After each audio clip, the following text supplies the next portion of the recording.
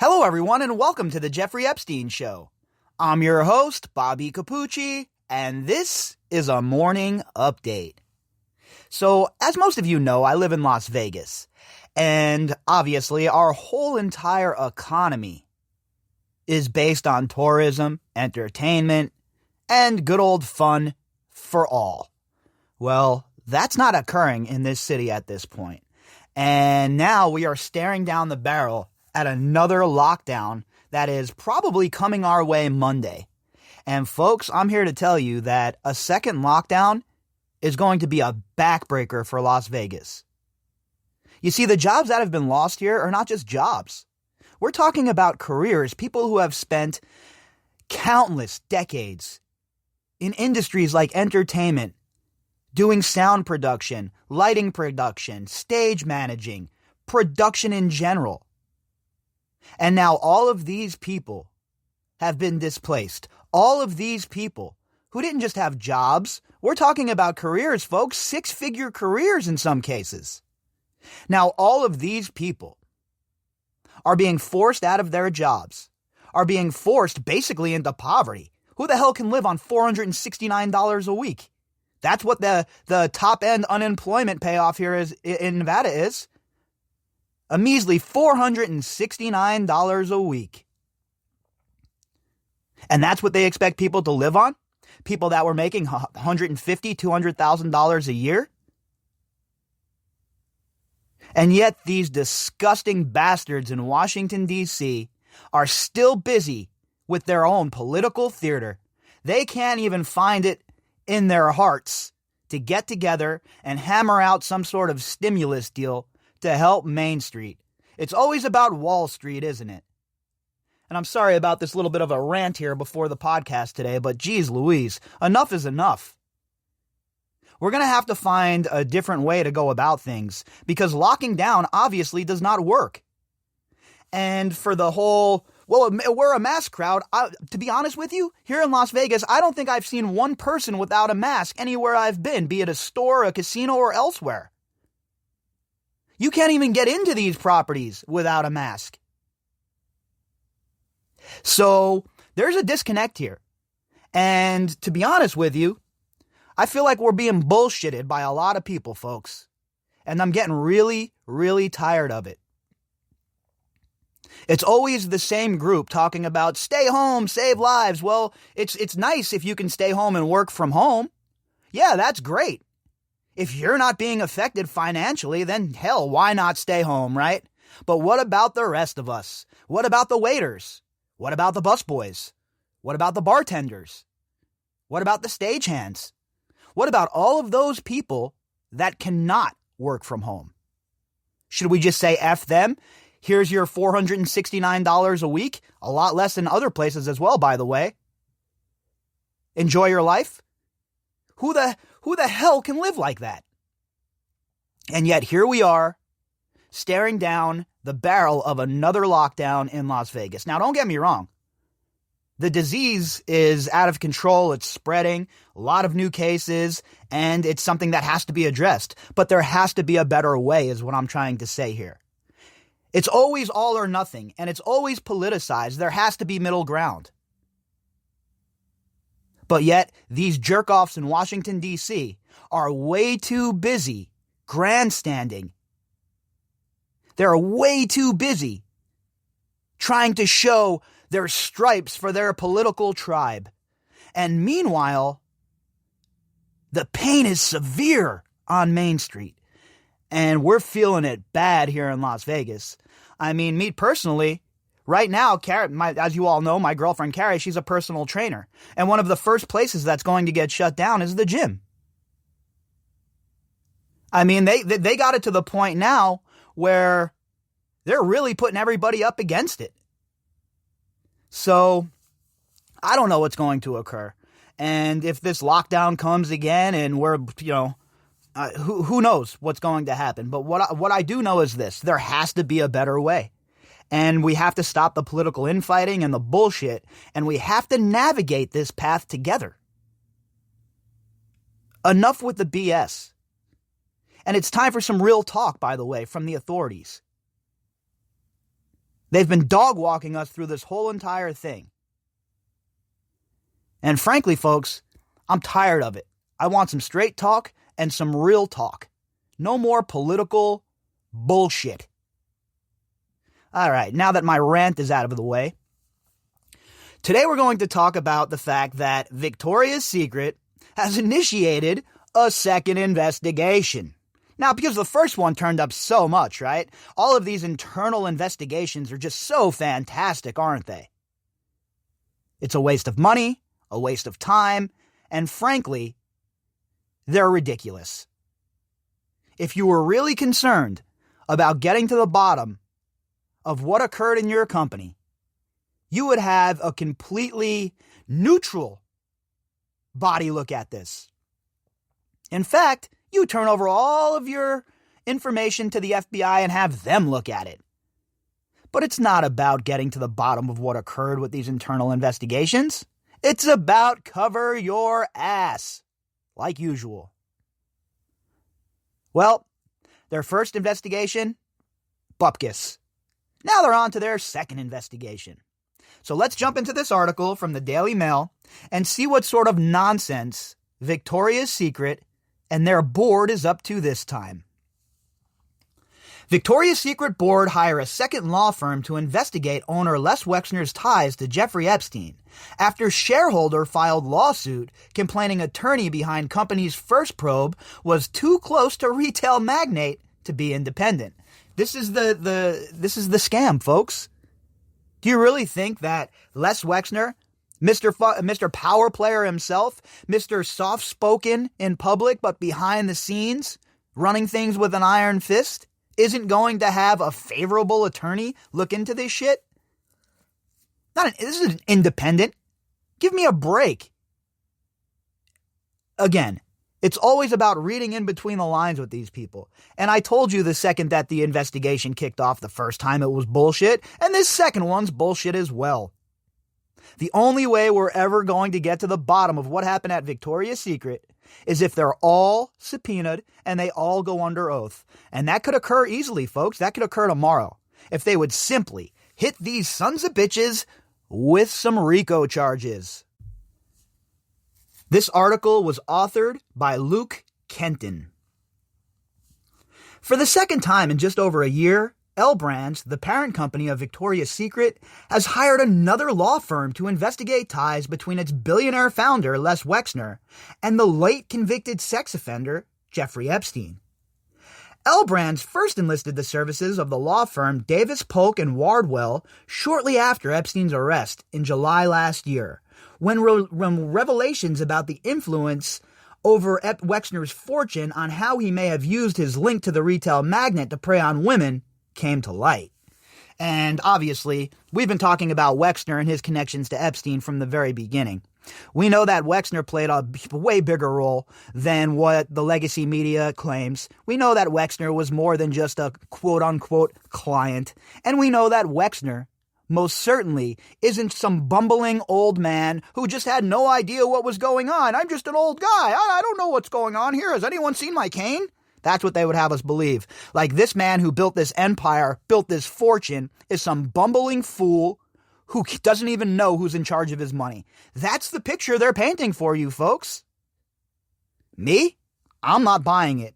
And from my communication with most of you, you aren't either. The company moved quickly to announce it had hired the firm to conduct a thorough review of the matter. However, no findings of the probe have yet been released publicly nearly 16 months on. Now that's damning, right? 16 months into this investigation. A friendly investigation initiated by a group that is close to Wexner or Wexner Associates. 16 months. Not a word. Don't you think if they found something that would have taken the spotlight off of Wexner, that it would have announced it?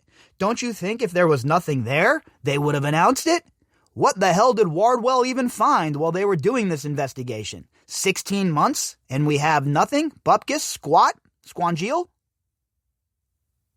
Sure doesn't seem like they're in a rush to release their findings, does it, folks? I can only imagine what a little digging around in the dirt around Wexner's house would unveil.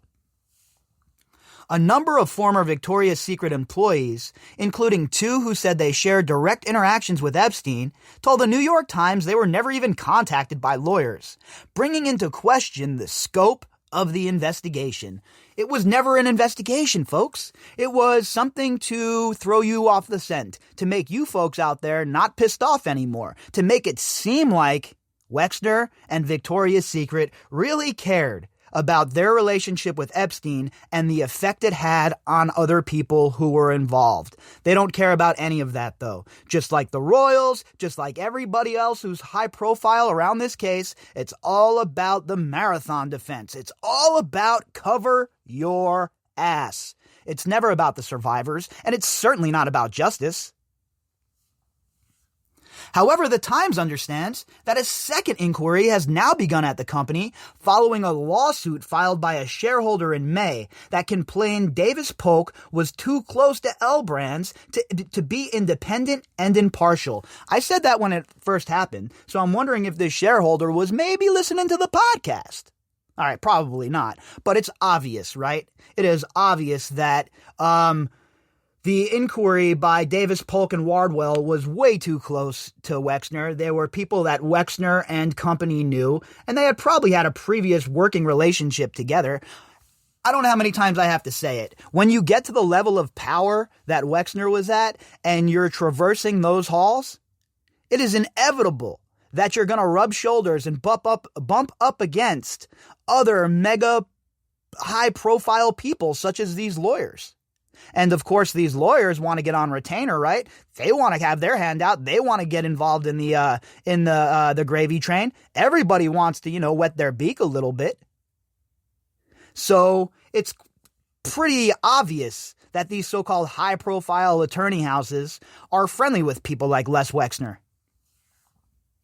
The shareholder, who wasn't identified in the Times report, said they requested that the board replace Polk or hire another firm as a check for its review into the extent of Wexner and Epstein's relationship. What's it going to take, another 16 months? Are they going to, dog walk this again, drag their feet, and hope that all of the interest just goes away in this case? Because if that's what they're waiting for, they're going to be waiting for quite some time, folks.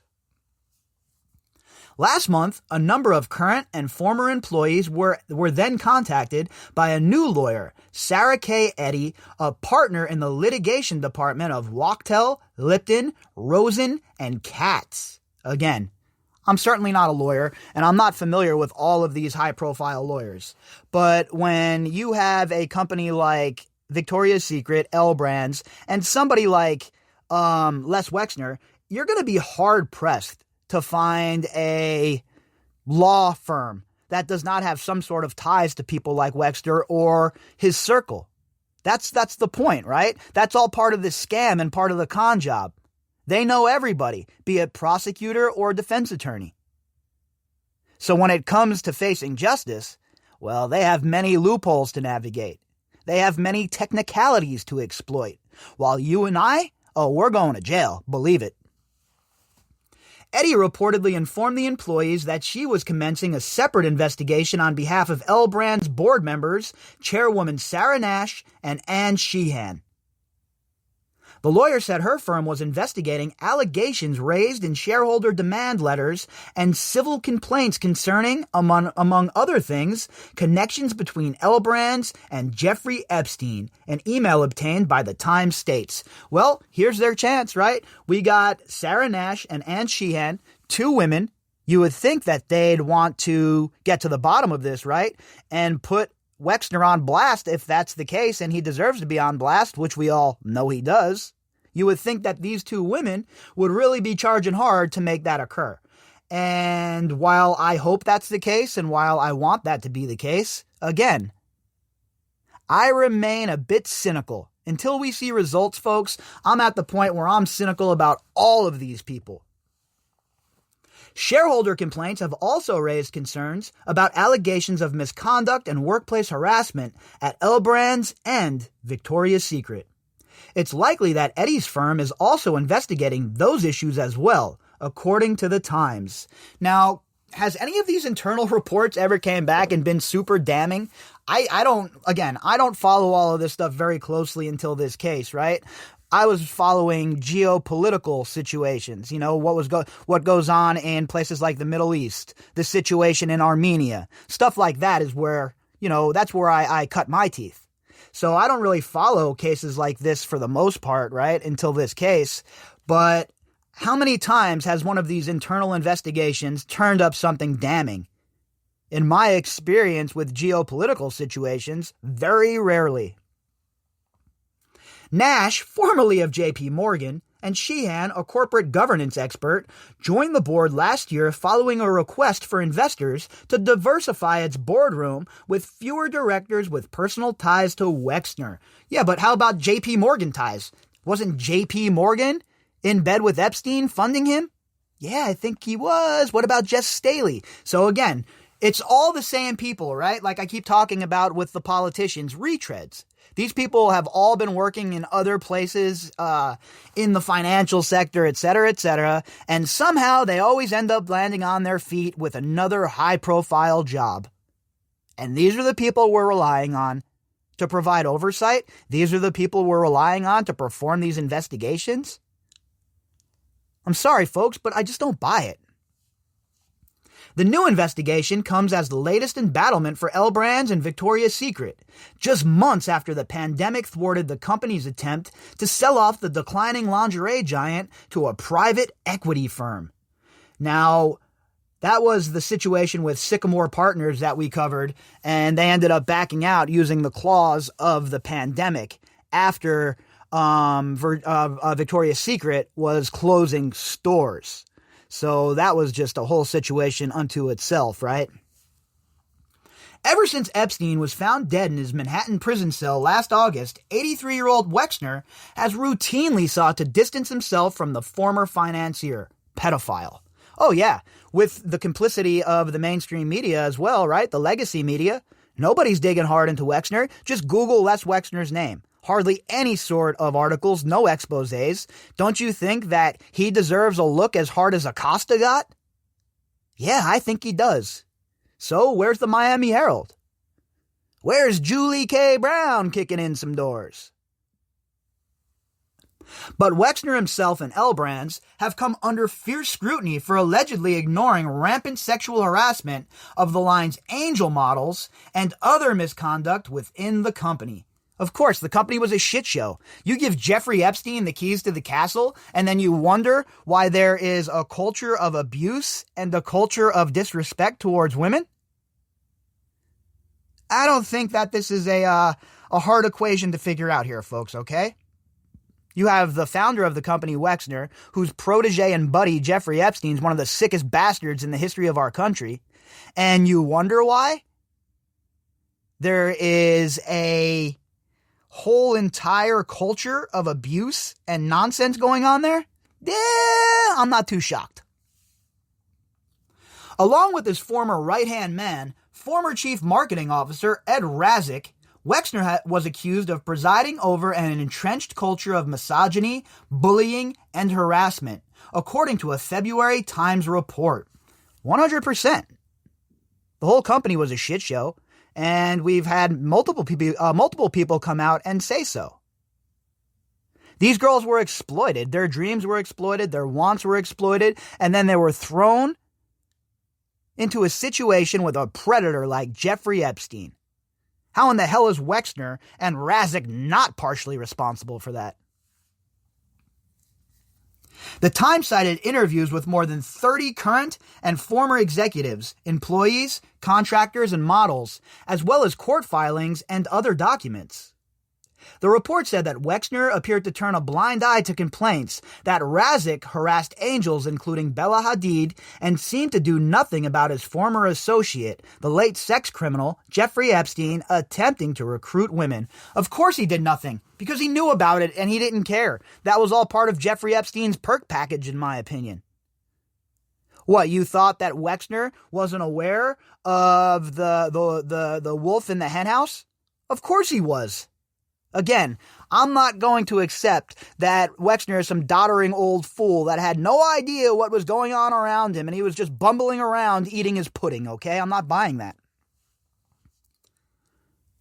On multiple occasions, Wexner was allegedly heard demeaning women, and Razik is accused of more outrageous behavior. It's obvious Wexner was a scuzzbag, okay? Is a scuzzbag, and it's time for him to be outed, and I mean fully outed. In 2018, supermodel Bella Hadid was being fitted at the annual Victoria's Secret fashion show when Razik said, "Forget the panties," according to 3 people present, as if she's like some sort of like piece of chattel, right? Just not even a human being, just a possession. Forget the panties. What does that even mean, dude? You old, sick, wrinkly bastard. All of these people who were in power and use the power to demean these people, girls, employees, whoever, are some of the most despicable human beings on this planet.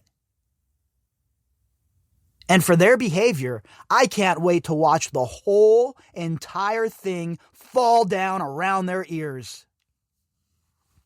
Sitting on a couch, he also wondered aloud whether the TV network would allow her to walk down the runway with those perfect titties, the people said, though one disagreed and believes he said perfect breasts.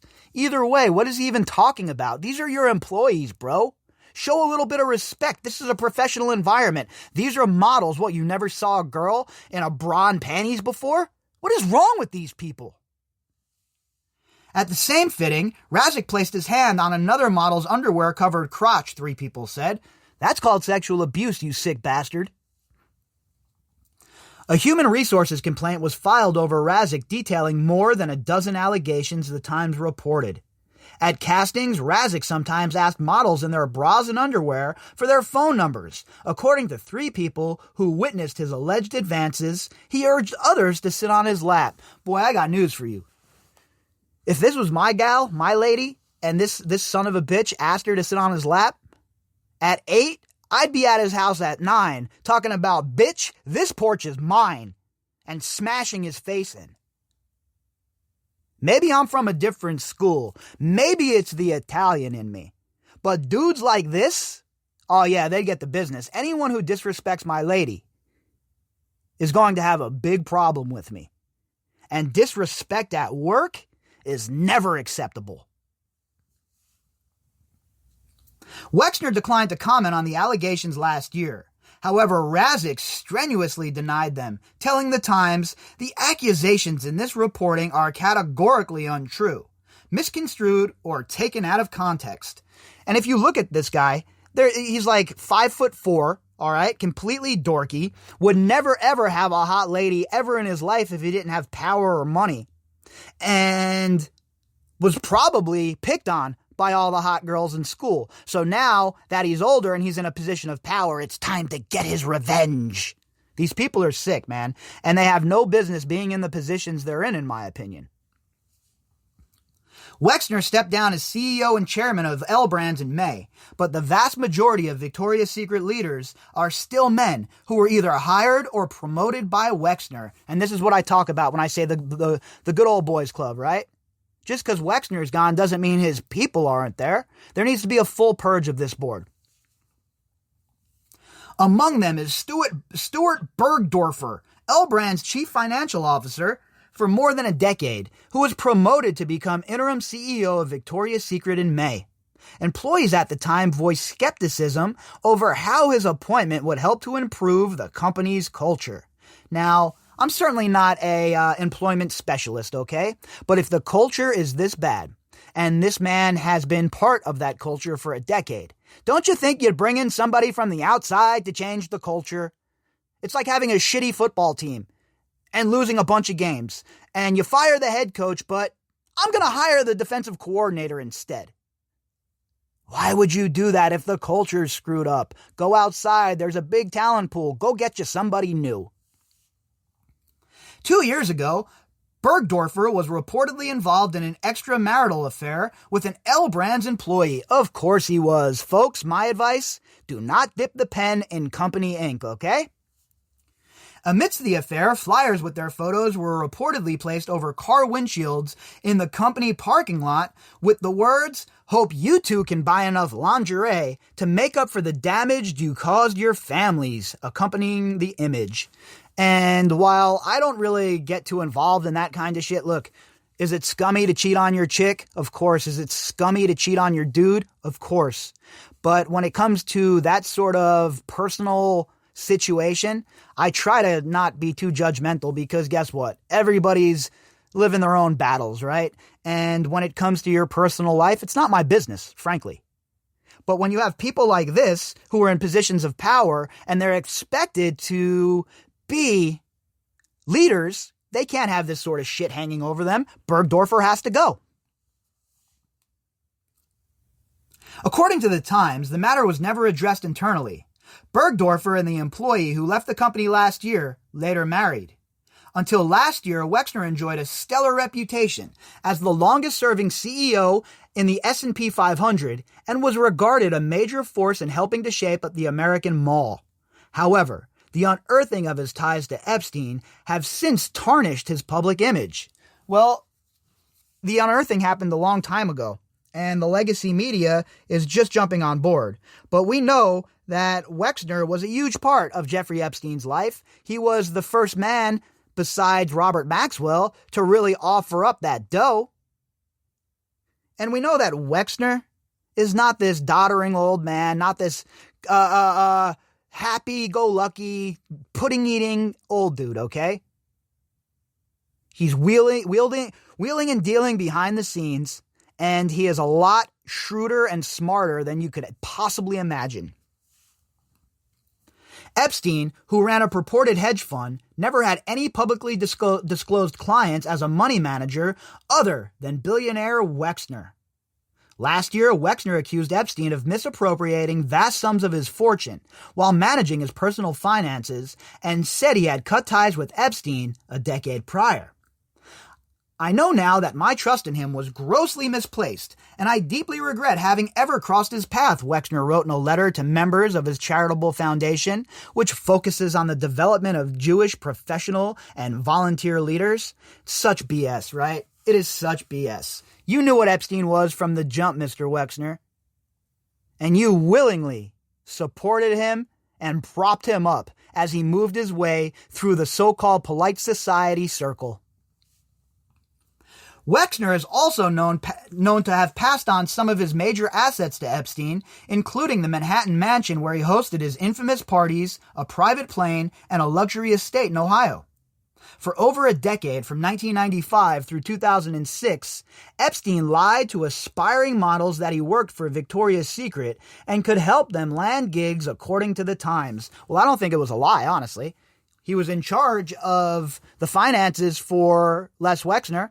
Les Wexner was in charge of Victoria's Secret, so wouldn't that make, by proxy, Jeffrey Epstein in charge of Victoria's Secret? In my opinion, he does. It certainly makes Victoria's Secret culpable in Jeffrey Epstein's actions. I had spent all of my savings getting Victoria's Secret lingerie to prepare for what I thought would be my audition.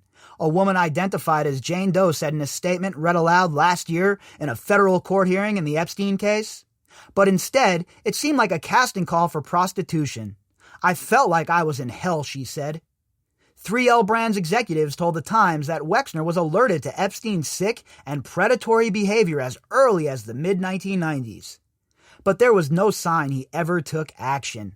No, he didn't take action because he was complicit. He knew what Jeffrey Epstein was. He knew that Jeffrey Epstein was a predator, and it was all part and parcel for what they had going on. Les Wexner is somebody who should be hit directly with this spotlight. He's somebody that needs to answer questions under oath, and he is most certainly a key figure in this investigation going forward. If you'd like to contact me, you could do that at bobbycapucci@protonmail.com. That's BOBBYCAPUCCI@protonmail.com. You can also find me on Twitter at BOBBY_CAPUCCI. All of the links that go with this episode can be found in the description box. And to everybody who has donated to the podcast and supporting my work, thank you so much. All right, folks, I'll be back later on. Hope you all have a fantastic day.